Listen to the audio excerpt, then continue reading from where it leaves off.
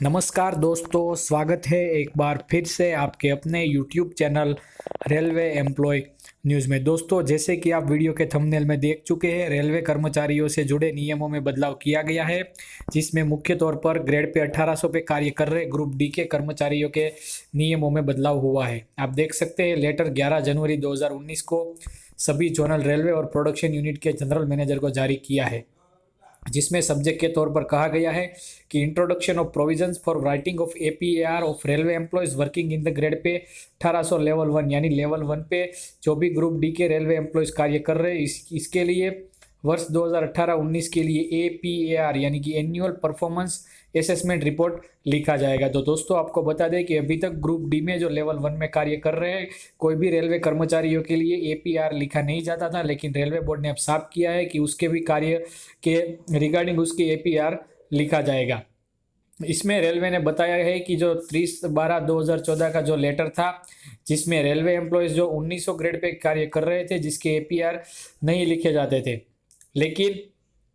आगे से लेवल 1 में 1800 ग्रेड पे काम करने वाले सभी कर्मचारियों किस तरह से काम कर रहे हैं, उसका परफॉर्मेंस कैसा है, इसी के आधार पर उसका एपीएआर लिखा जाएगा। और वो एपीआर में जो भी उसका ग्रेडिंग रहेगा, इसी के आधार पर उसका एमएससीपी यानी मॉडिफाइड एश्योर्स करियर प्रोग्रेशन या तो एलडीसी जो डिपार्टमेंट एग्जाम होगा, वो उसी के जरिए उसका होगा। अगर उसकी ग्रेडिंग में कोई भी दिक्कत आई तो उसको डिपार्टमेंटल एग्जाम और प्रमोशन में दिक्कत भी हो सकती है। तो आपको बता दें कि अब से रेलवे के ग्रुप डी के जो भी कर्मचारी है, उसको अच्छी तरह से काम करना पड़ेगा, और उसका बॉस यानी जो भी जनरल मैनेजर या स्टेशन मास्टर होगा, वो सभी तरह से उसके ग्रेडिंग एपीआर में लिखेगा और उसी के आधार पर उसका प्रमोशन होगा। तो दोस्तों, आपको बता दें कि कई सालों पुराना नियम रेलवे ने बदल दिया है। अब सभी एम्प्लॉय की तरफ ग्रुप डी के 1800 ग्रेड पे पर कार्य करे सभी एम्प्लॉय के लिए एपीआर यानी कि एनुअल परफॉर्मेंस असेसमेंट रिपोर्ट लिखा जाएगा। अगर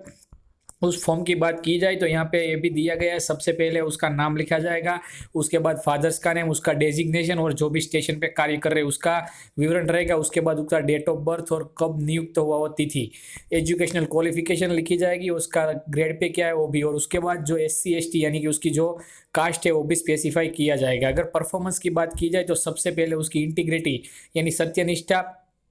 जो भी है वो लिखा जाएगा, जिसमें कुछ बेंचमार्क तय किया होगा, उसी हिसाब से उसको इंटीग्रेटेड दिया जाएगा। उसके बाद जनरल क्वालिटी की बात की जाए तो उसकी अटेंडेंस क्या है, जनरल इंटेलिजेंस और फिजिकल फिटनेस का माप भी लिखा जाएगा। और वर्किंग एबिलिटी की बात की जाए तो उसका किस तरह से रूल्स का नियम पता है, सेफ्टी कैटेगरी के तहत वो किस तरह से कार्य करता है, वर्क की क्वालिटी कैसी है और उसका त्वरितनेस कैसा है, वो सभी वर्किंग एबिलिटी में दिखा जाएगा। उसका बाद उसका ओवरऑल परफॉर्मेंस लिखा जाएगा और सभी ग्रेड को टोटल करके